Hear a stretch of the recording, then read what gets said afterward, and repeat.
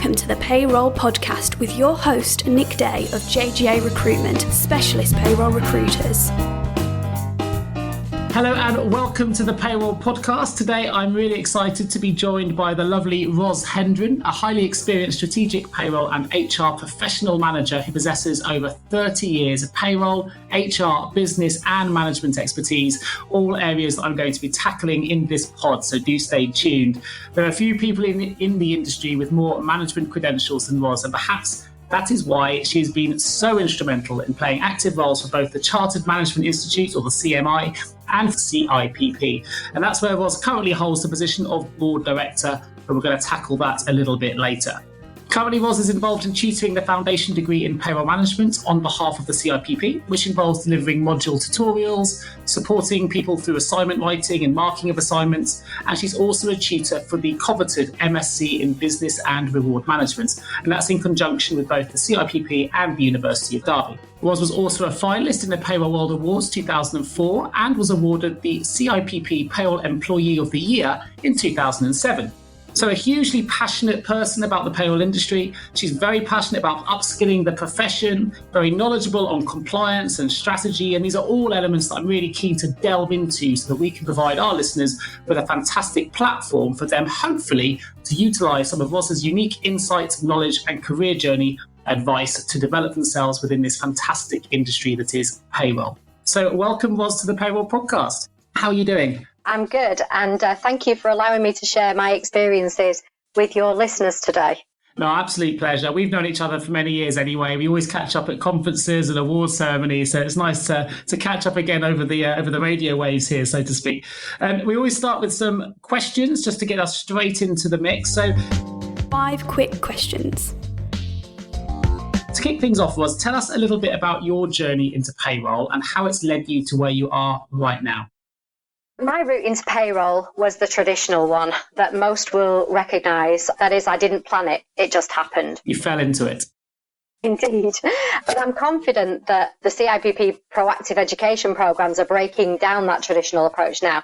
And the next generation of payrollers are actually going to choose this as a career path. Anyway, when I separated from my first husband at the age of 25, I had a job in payroll, but not a career. I recognised that, if I was going to change that state, I needed to engage in formal learning and qualifications, which is why I mentioned the work that the CIPP do. As it happened, the guy who lived next door to my parents had completed the diploma in payroll management, as it was known formally back then. I'm going back quite a while, by the way. And so I was able to get some insight into what it entailed and what it had given him. And that inspired me to sign up. And so I spent the next 2 years completing the diploma. But as I was graduating, the Institute was just launching the MSc in Payroll Management with the University of Westminster. And so in a moment of madness, I decided to sign up for another 2 years of postgraduate learning. Wow. I think I was just in that learning mode and decided that, instead of having a break, let's just go for it. I was frightened that if I had a break, I'd never pick it up again. On that programme, I met several fellow learners from Ceridian. And shortly after I graduated, there was a position that became available within Ceridian, and I applied for it and was successful in securing that role. So that's when I made the transition from in-house to outsource. Okay. What was your first role at Ceridian? Because you were there for seven years, is that right? Indeed. So my first role was managing new business implementation setup team. Wow. So we brought in all of the new contracts that were sort of the small to medium-sized enterprises. So my team was responsible for bringing all of those new contracts in, setting them up on the systems, running them for the first couple of months, and then allocating them out to the pay centres that were situated around the country. It's quite a big first role to get in payroll, come straight in at that level. You must be good at handling pressure. Indeed. I think I thrive on pressure. I quite enjoy that. But it also gave me the opportunity to work with lots of people across the organisation because, of course, I had to speak on a regular basis with all of the managers of all the pay centres to negotiate what contracts they were going to get handed over and how they fit with the current portfolio of work that they were delivering. There was good negotiating skills as well that were required for that. So as well as doing the MSc, you obviously have now become a tutor for the MSc in Business and Reward Management. I think then you said it was Westminster. I think now it's associated with the University of Derby. Obviously, this role is going to involve a lot of, I'm assuming, writing and updating things like study materials. I'm assuming you're delivering module tutorials and other bits and pieces. How do you find the time and how did you get involved in becoming a tutor? Okay. I didn't actually put myself for a tutor in the early days because I think I was still sort of getting my head around forging my career and moving forward with that. I devoted a lot of time to upskilling myself and didn't really have much time available to do other extracurricular activities. Sure.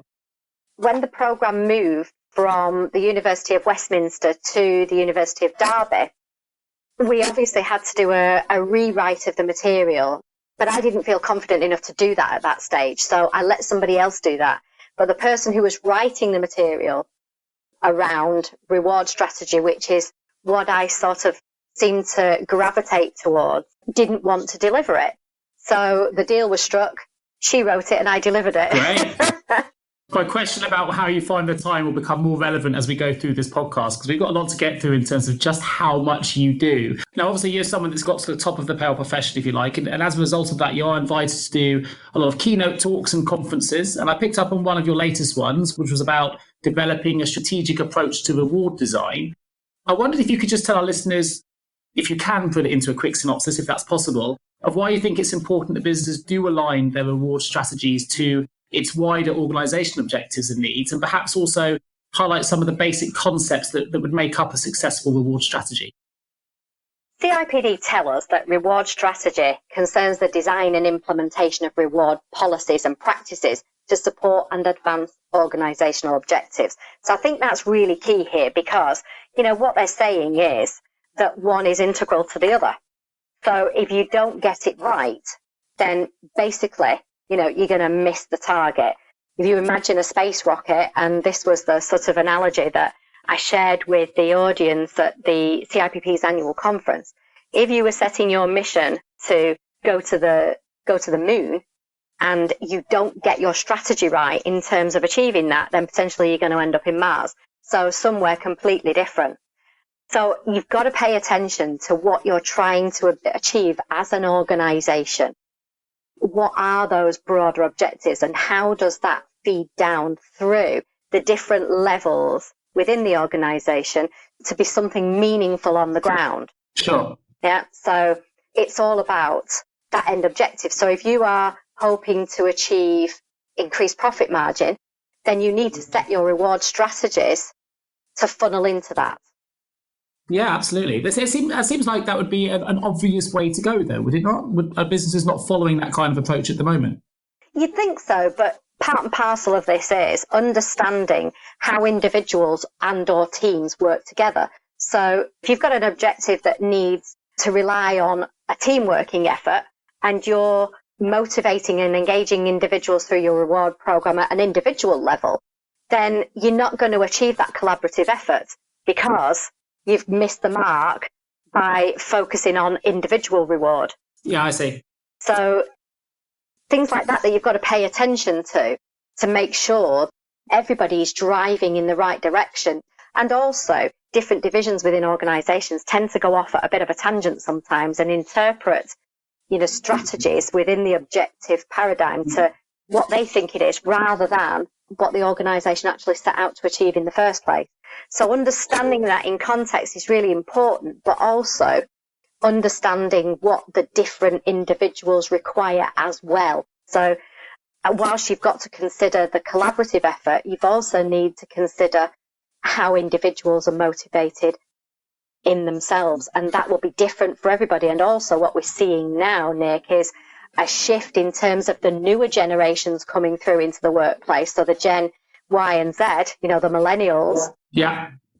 What they're looking for, which is completely different potentially to what any of the rest of us would see as being the traditional reward structure. So payroll people should naturally be quite good at this then, because they're quite used to wearing different hats and handling different priorities and stakeholders and being challenged, if you like, to deliver a great service across so many different changing priorities and stakeholders. I reckon that it's kind of a good place for reward to sit with a payroll professional, if you like, if they have to sort of bring the wider organisational objectives into one aligned reward view.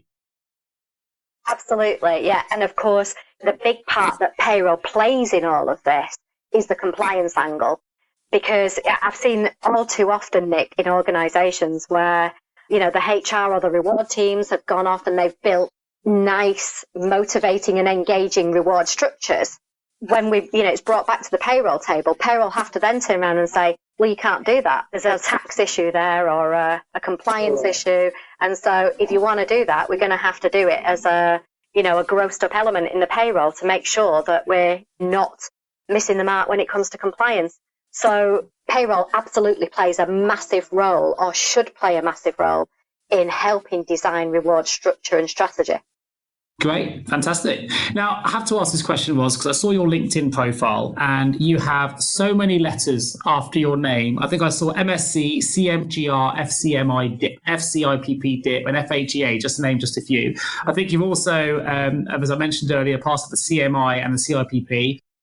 Rather than me trying to work out what they are, I had to ask, burning question to me, can you tell me a little bit more about your educational journey yourself, particularly because you've become a tutor? So you've gone through that process and you've kind of touched upon your MSc already. A little bit more about your educational journey and how in particular you've used those learning experiences, because they're not just payroll related qualifications, to develop and progress your career to where it is now. It's a bit of a mouthful, isn't it, all of those letters? That's good, it's impressive. So I first completed, obviously, the Diploma in Payroll Management, which gave me MCIPP DIP. And then I followed that with the MSc, allowing me to use those letters. But the stance with CIPP is that if you invest the time in achieving the MSc, then you're granted fellowship. Right, okay. To recognise what you've given back to the industry by promoting the industry through that learning process. So that gave me the FCIPP DIP. Whilst I was at Ceridian, and I think this is a really key point here, I was fortunate enough to be enrolled on a formal management training programme, which I think has been invaluable in supporting my career advancement to date, as I didn't just have technical payroll skills, but I also had the technical management skills. That's a big area, I think, where a lot of payroll managers today fall down, because they've got the really good, solid technical background, but their employers fail to invest in their learning from a formal perspective in the management piece, and that's really key. But I was fortunate, and it gave me the confidence to manage people as well in a really strategic and supportive manner. I'm really passionate about this, and I wish more organisations would invest in relevant management training programs. It does seem to be a common theme within the podcast, actually, that we've done. We've done others with the likes of Kate Upcraft and Max and others that have all kind of said that businesses could really do more to invest in their staff in terms of that management training piece. That seems to be one of the missing pieces in the jigsaw for developing strong leaders for the future. Absolutely. I couldn't agree more. And I think we really need to bang the drum on this one and encourage organisations to invest in this area. Anyway, that management training that I was fortunate to have allowed me to complete a management diploma, which is where the letters MCMI DIP came in, because that was with the Chartered Management Institute. But, you know me, I wanted to continue developing my skills in management as well. So I worked really hard on identifying my skill gaps as a manager and engaging in learning to keep developing that skill set. And then it meant that I could apply for and was granted a chartered membership through proving the application of that development in the contextual environment. And then following on from that, I applied for fellowship of CMI and was granted that as well. So I've proven myself to the Chartered Management Institute as worthy of having fellowship and being a chartered manager. Yeah. And then about 5 years ago, I was given the opportunity by CIPP to engage on the postgraduate learning programme. This was a postgraduate certificate in work-based learning. Right. So a teaching qualification. Yeah. And that's provided me with invaluable skill sets through which I've been able to enhance the MSc and foundation degree learning programs. So giving something back to the learner population that come through the CIPP. And it ensures that the learners get the best experience they can from their respective learning programs. And that gave myself and some others who were fortunate to do it as well, fellowship of the Higher Education Academy. And that's where FHEA comes from. Fantastic. Well, it sounds like you're definitely an opportunity taker rather than someone who, shies away from it, because every opportunity has been given to you, certainly in your educational journey. You seem to have grabbed with both hands and pressed on. I'm sort of a couple of years, I might be interviewing Dr. Ros Hendren, I reckon. If it comes in front of it, a bit more to come. But I mean, you've clearly used those qualifications. You're involved in, some quite very high profile, significant board level strategic HR and payroll projects over the years. And you've got a lot of board level strategic experience. And it's something that I know many of our listeners are really keen to know more about, especially in terms of how they can develop their careers to get that kind of level of exposure, to get this level of authority and start having sort of senior board level conversations within their businesses. So can I ask you what advice you would give to perhaps a payroll manager that's listening to this right now who is really keen to have an impact at board level, but isn't quite sure how to elevate themselves to get there? That's a really good question, Nick. So being able to influence strategic decisions at board level requires quite a big range of skills. It's not rocket science, but if you're not aware of those skill sets or don't possess those skills or expertise, you're unlikely to be able to have a voice and make a difference. It's really key here. So what do you need to know? Well, okay, if I think back to my own journey and experiences that have positioned me to be able to deliver strategic influences at senior levels within organisations. So firstly, understand your business, its goals and ambitions, its internal and external drivers, and its people and culture, because any strategic decisions that are made will need to consider all of these aspects.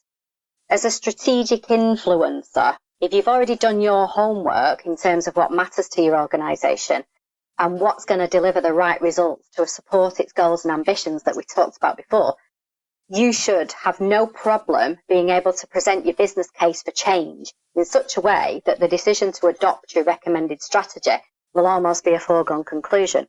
Secondly, work on developing your gravitas. What do we mean by that? Well, it's a bit of a buzzword at the moment, this. I've attended 1 or 2 webinars myself on this. Basically, you need to be clear about the image that you are presenting to your stakeholders. How do you engage with your audience? Are you reflecting the right image? Do you show engagement in all of your stakeholder meetings and discussions, actively taking part? So you need to reflect on how you show yourself in all of this activity. Or do you sit back and let others lead the discussion? Sure. Be really critical about yourself. Do you proactively get involved in the business of the organisation? Or do you only engage in what impacts on your own sphere of work? These are things that will make you stand out. Are you a leader?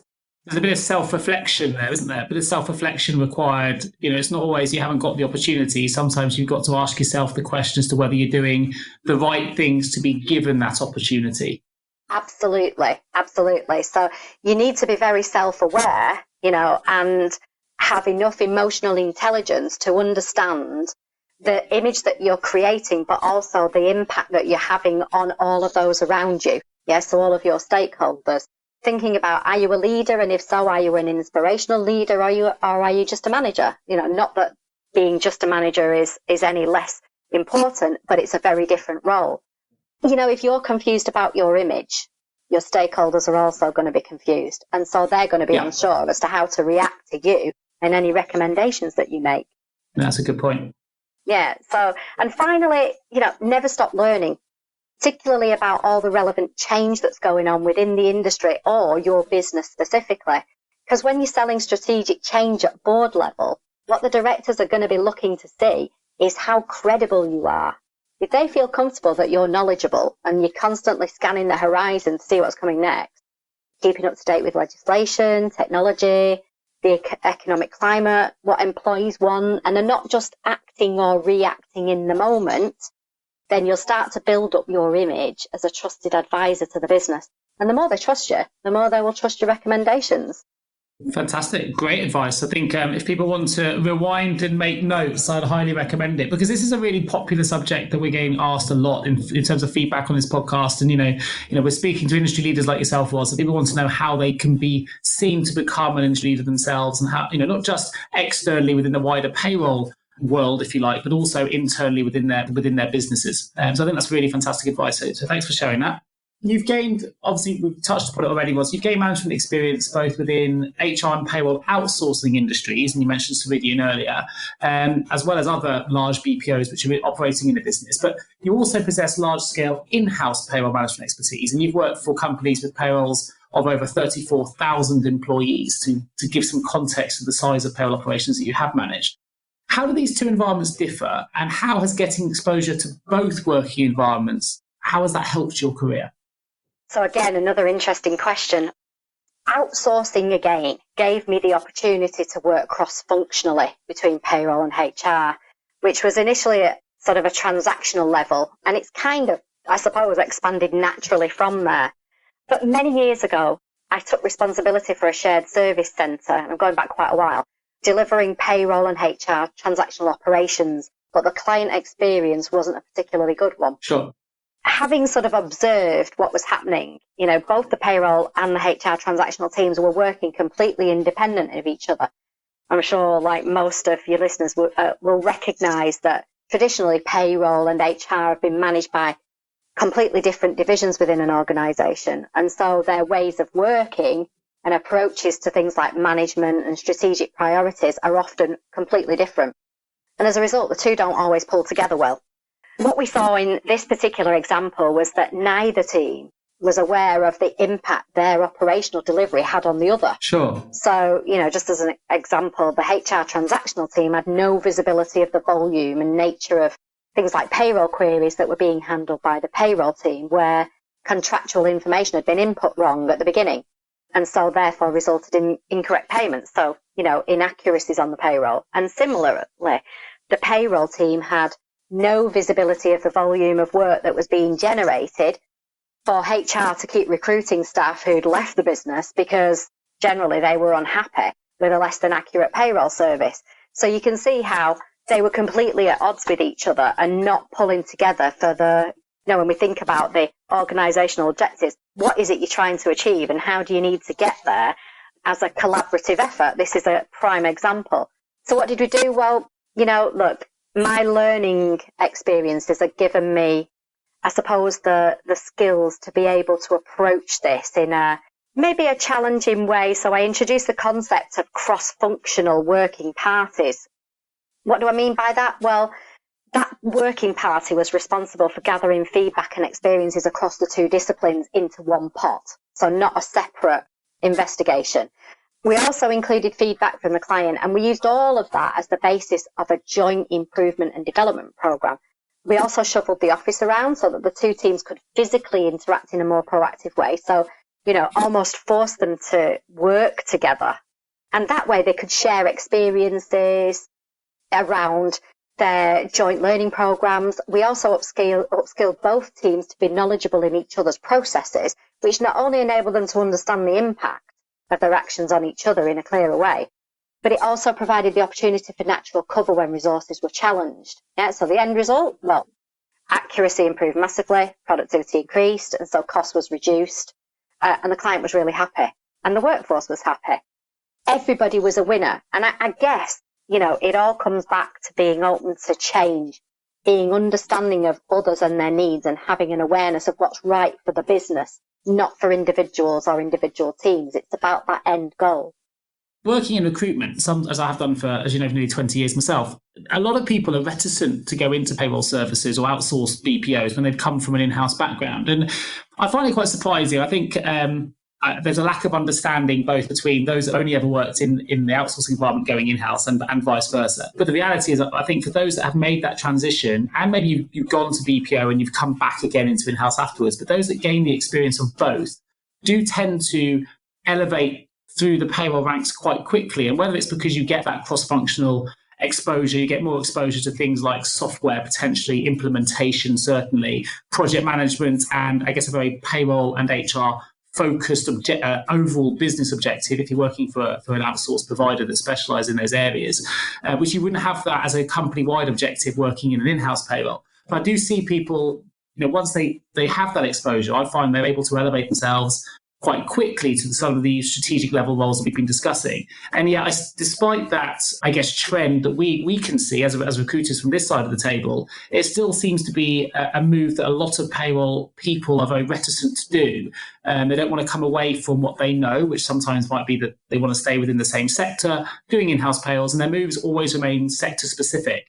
What are your views on it? Do you think more payroll people should be open to challenging themselves in different environments, like going from in-house retail, for example, payroll through to outsourcing? Or do you think it's better to champion what you already know and to cement your learning within one sector? Or maybe there isn't a correct answer to it, but what are your views? Because you've done both.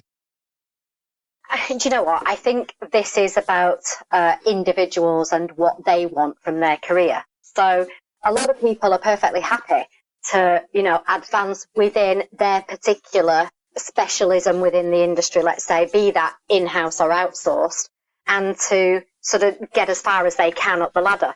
However, so I'm speaking about my journey personally here, because for me, I think you're absolutely right in what you've said, in that having both the in-house and outsourced experiences has given me so much more in terms of skill set and variety of experience, because I could never have hoped to have achieved the amount of learning and development that I have had I stayed in one particular specialism. Sure. And particularly in outsourcing, you're right. I was given the opportunity to work across audit and risk, compliance, product strategies, so developing products that we were selling to market, which naturally then fell into actually sales support and marketing, things like that. So you develop those kind of skill sets, running budgets, putting cost models together, so understanding, the cost of delivery of a particular product. And those are all transferable skill sets. So, they don't just apply to the outsourcing world. They apply across the function. But I think it gives you a rounded set of skills that, as I say, are transferable. They're not specific to any industry. And also in outsourcing, because, the business that you're in is delivering payroll, a huge number of organisations, potentially every organisation that you work with, they are in their own specific industries. So you get all of that experience as well. So if I think I've managed teams and been involved in clients who work in banking, in retail, in leisure, who all have their own unique requirements and complexities when it comes to payroll. And some of that will travel across all of the different functions, so experiences can be shared, but only apply to particular industries. But in any event, they're all hugely important experiences that you can take with you and feed back into the next thing that you do. Sure. Fantastic. Now, I had a question planned for a little bit later in this podcast, but I'm actually going to ask it now because I think it's relevant. But obviously, we mentioned at the start of the introduction here was to the podcast, you've got over 30 years experience in payroll, and you've just mentioned some of the areas you've worked in, which you mentioned things like product management. So I know you've been involved in implementation, quality control, consultancy, and of course, strategic operational payroll management roles. Which has been your favourite, and why at the end of them all, and this may be the answer to that question, have you always reverted back to what I would interpret as, so we've always gone back to some large-scale, operationally focused payroll management positions? Is that really where your heart lies within payroll, in that operational management piece, or is that just the way that your career's panned out? Because you've got experience across such a wide range of payroll-related disciplines, if you like, rather than just payroll processing and payroll management. I just wondered if you had a personal favourite or particular time which you absolutely loved and you wish you'd stayed in that, or why is it you've typically always gone back to operational management? So I don't think I've ever looked back and analysed my career in the way you've just described. So let's see if I can answer. I have really engaged with all of these different roles that I've been fortunate to undertake. And I suppose largely because each one requires different skill sets. Although a lot, as I've said, include transferable skills, but because I like variety. But what would be my favourite? I think consultancy and strategic management are the areas that most engage me, probably because I like tackling issues and turning them around. I'm a bit of a masochist in that respect, so the stickier the problem, the more I engage with it and see it as a challenge, But also I think it's because these areas allow me to utilise my full range of skills and experiences, whether they're technical, managerial, coaching and developing, designing solutions, or selling and implementing change. And given that these opportunities, I suppose, mostly occur within large-scale organisations, I suppose maybe that means that's where my natural fit is. Sure, that makes sense. That's why I keep sort of getting that call back to that arena. Great. Well, you're clearly very passionate about the industry. That comes through in loud and clear this end, which is great. Well, so we're going to find out a little bit more about you. Before we do, we're going to get to a quick advert break. So we're back in 2 moments. Einstein famously said that insanity was doing the same thing over and over again and expecting different results. We believe it's time to try a new approach to recruitment. JGA Recruitment specialise in recruiting the top 15% of payroll and HR talent using innovative 24/7 attraction strategies that are proven to improve quality of hire, candidate retention and return on investment. De-risk your recruitment process today and hire better talent faster with JGA Recruitment. Visit jgarecruitment.com to find out more. We're going to find out a little bit more about you, Ros. Time to find out more about you. How would your friends describe you, and how would your work colleagues describe you? Let me think about that. I don't think friends or work colleagues would describe me any different, really, as I think I've got the same approach to work as I do to personal life. So what would they say? Well, I think they'd say passionate, bubbly, dedicated, motivated to improve, educate and constantly evolve, and engages fully in everything to get the maximum experience. Fantastic. And my knowledge of me knowing you over many years would completely concur with that scenario, with that summary, which is great. So can you tell me something about you then that perhaps other people won't know about you?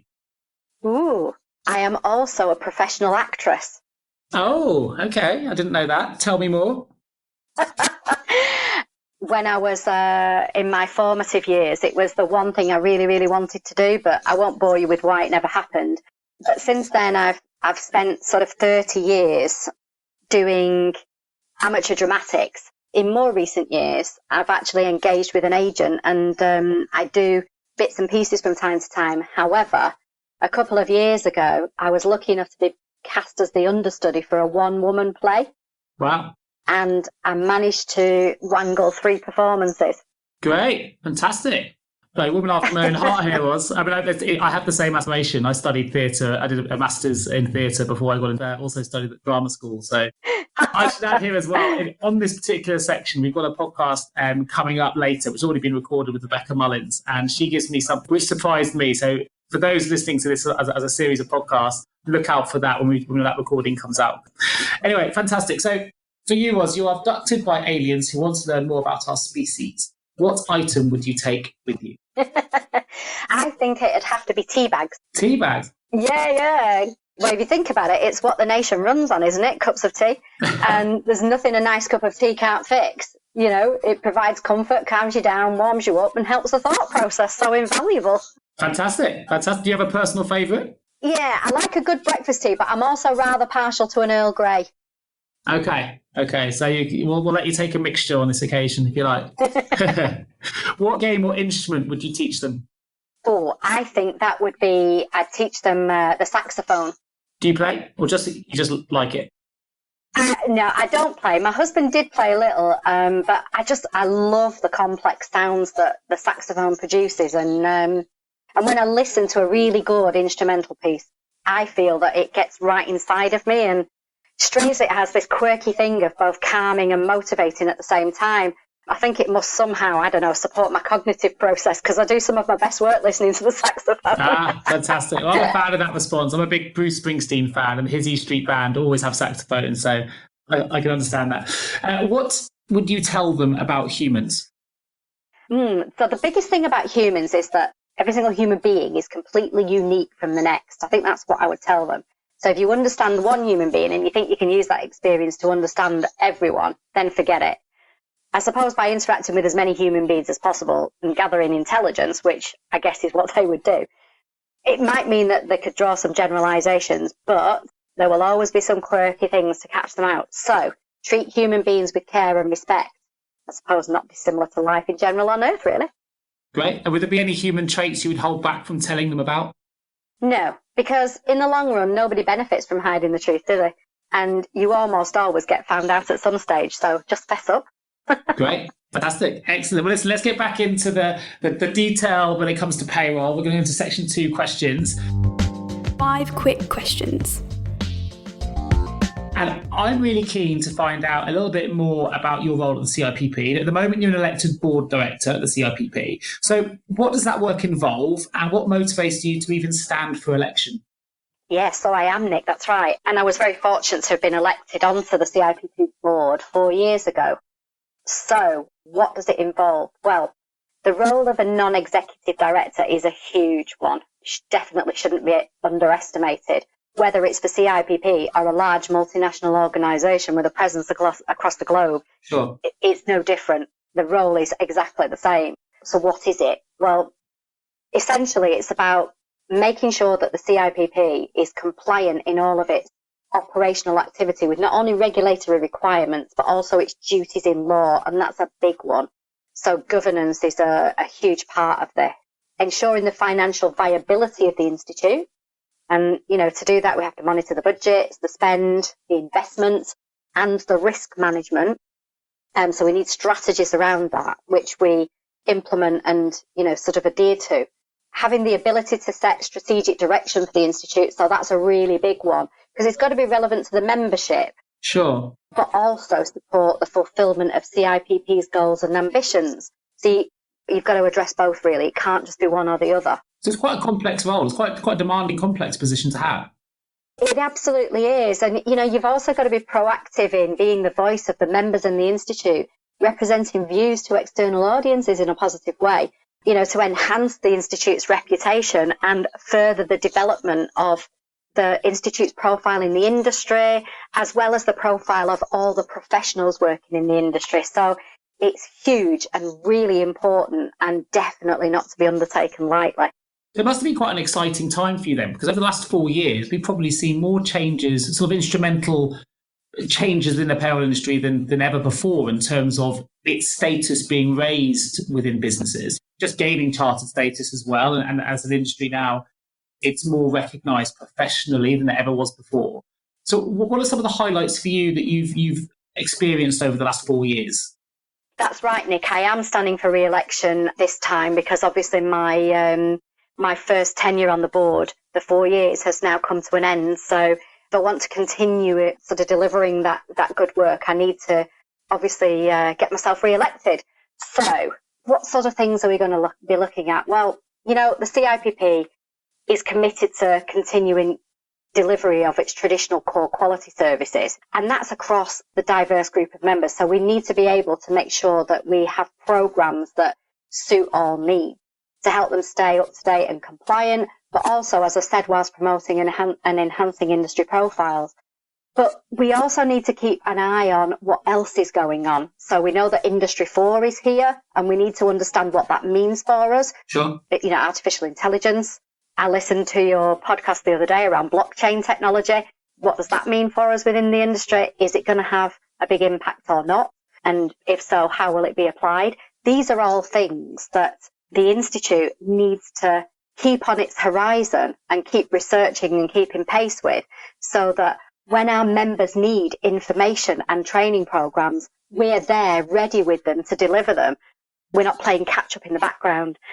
Those are the things that we've just sort of pulled together. Interestingly enough, we've recently been working on the short, medium and long-term strategy that we've been talking to the operational team about within CIPP.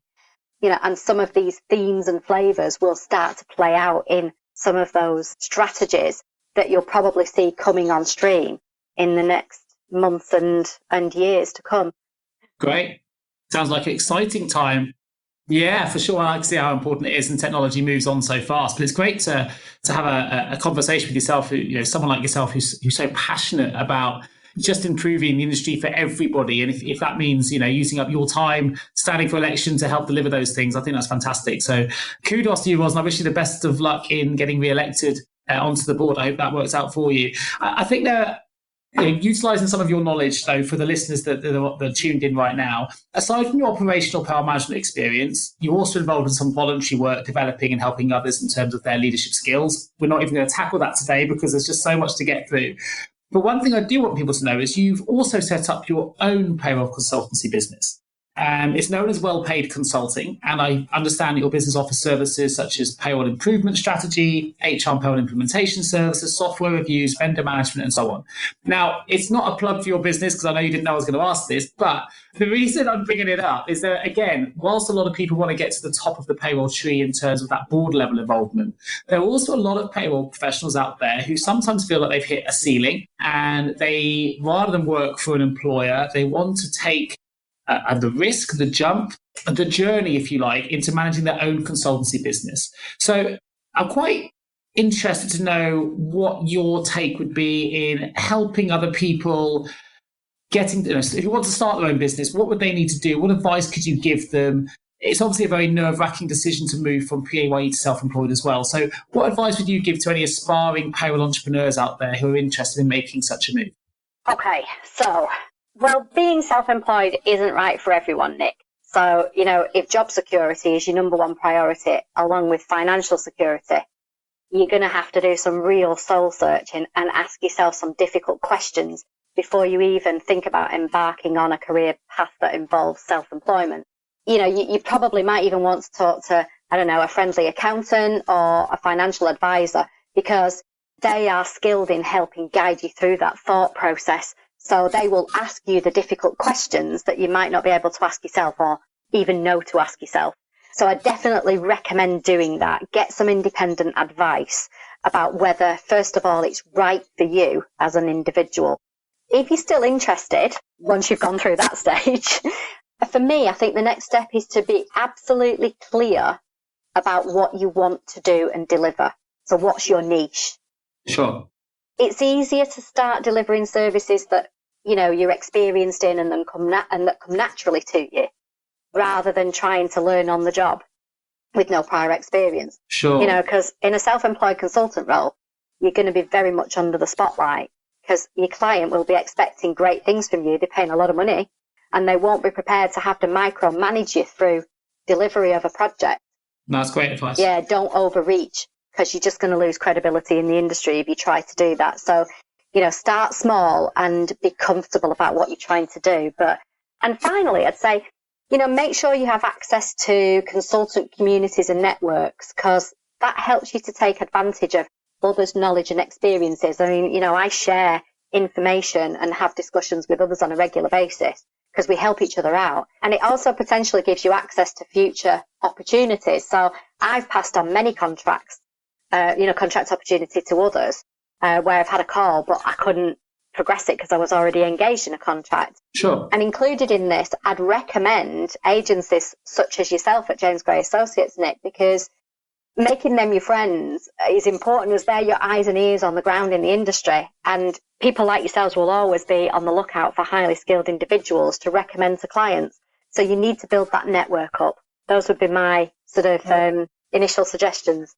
Absolutely agree. Obviously, I would on the agency piece for sure, but I'm also a big advocate for networking, and anyone that's seen any of the talks that I do at the CIPP or elsewhere, I think that's something that payroll people could definitely get better at, and the power of a network can be really, really useful tool, particularly if you are looking to go and launch your own consultancy service in the future. So having run your own consultancy business now, what kind of project do you relish the most? What do you like the most? Again, I think, as I said before, it's about improvement, whether that be improvement of the strategic direction of the payroll service delivery, or the structure of a team and the sort of development of that team within that structure. It doesn't really matter as long as there's a challenge there. So for me, it's all about improvement, developing and improving and moving forward. If there's no challenge there, it doesn't engage me. I'm not switched on. I need to know that there's a good challenge for me to get my teeth into, and a strategic one that I can utilize all my skills and experiences bring into that role. And at a senior level, I suppose, as well, because I like to be that. I think of it as a strategic conduit between the board and the senior management within an organisation, selling recommendations and strategies, and the operational teams around the delivery of that. So, you sort of work with both both sort of arenas, and that requires different skill sets in itself, but you're that pivotal conduit in the middle. Sure.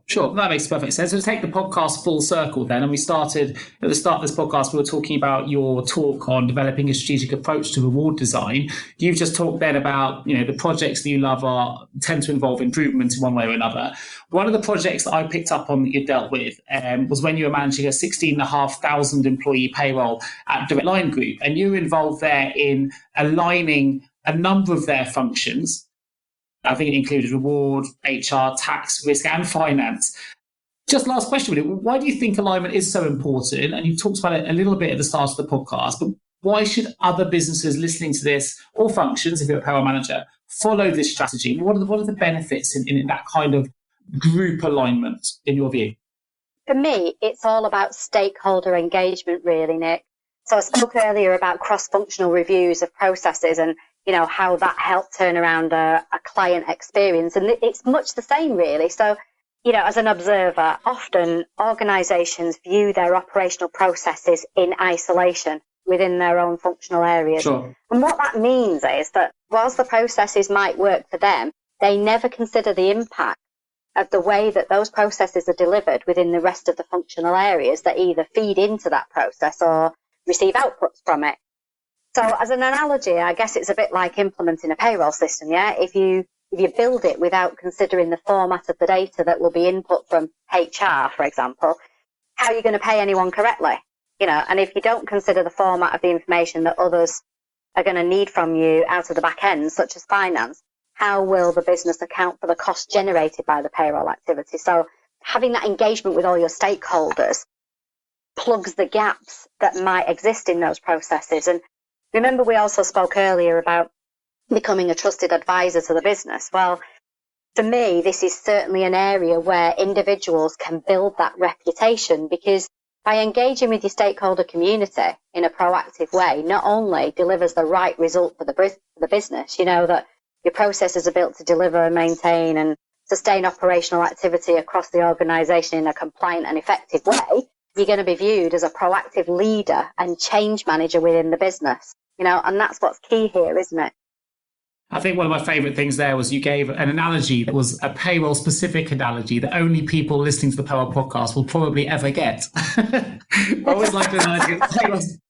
It's just like when you implement a payroll system. Anyone who's listening to this that isn't payroll related, we would have lost them at that moment. So that's bad.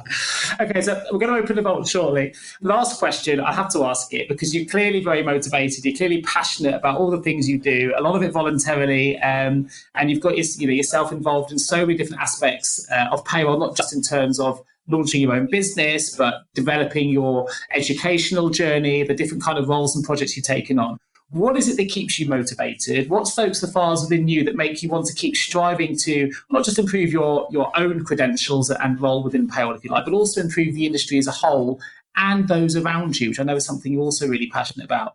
What is it about the industry that makes you so passionate about pushing its boundaries? And I guess a few questions coming in at once here, really, but what's your ultimate goal?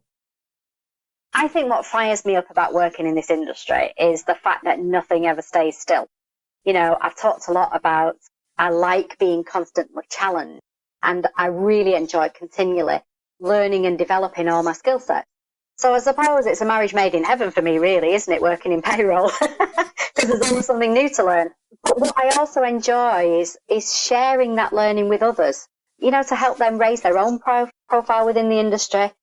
And that helps them individually make a difference, I suppose, within their own sphere of influence. But collectively helps make a difference within the industry at large, proving just how critical it is that payroll is fully considered and represented at board level within organisations. Sure.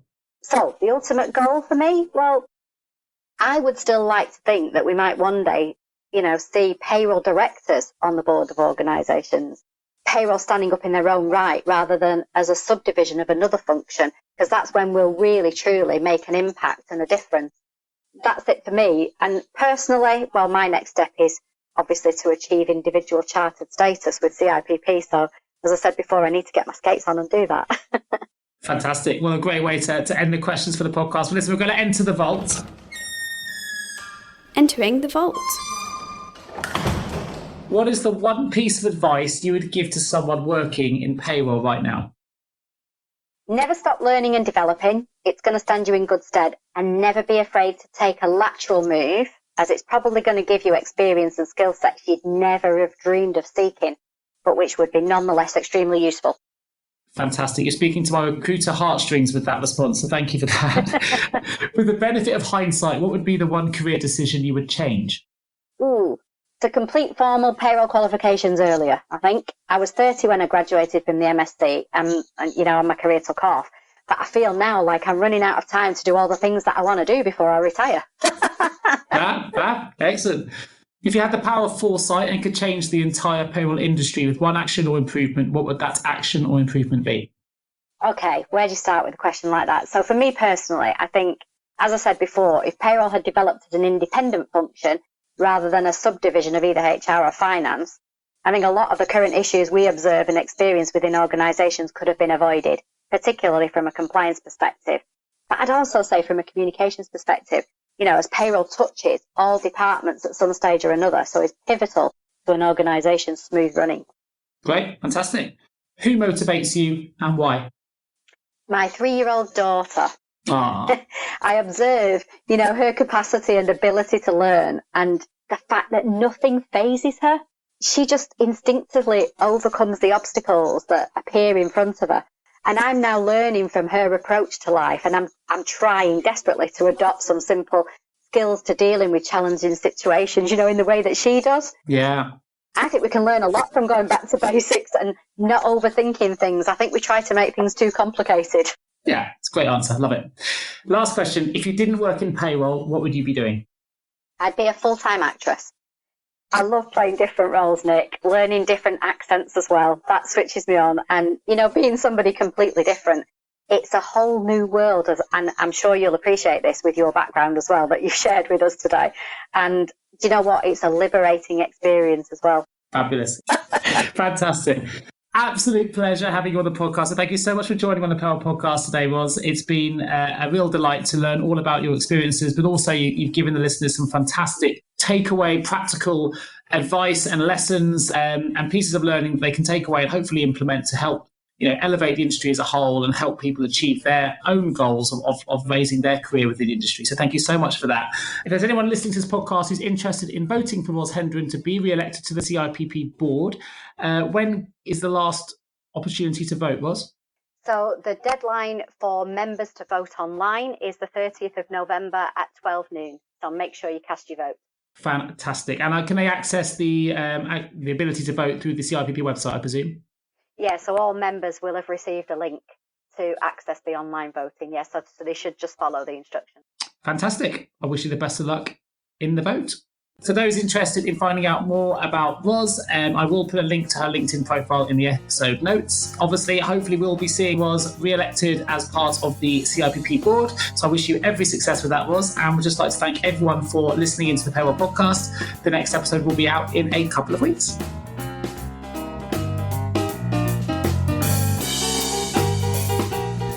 You've been listening to the Payroll Podcast with Nick Day of JGA Recruitment, specialist payroll recruiters. If you would like to feature on a future podcast, please contact us. For a wealth of world-class payroll content, please visit us at jgarecruitment.com. See you next week.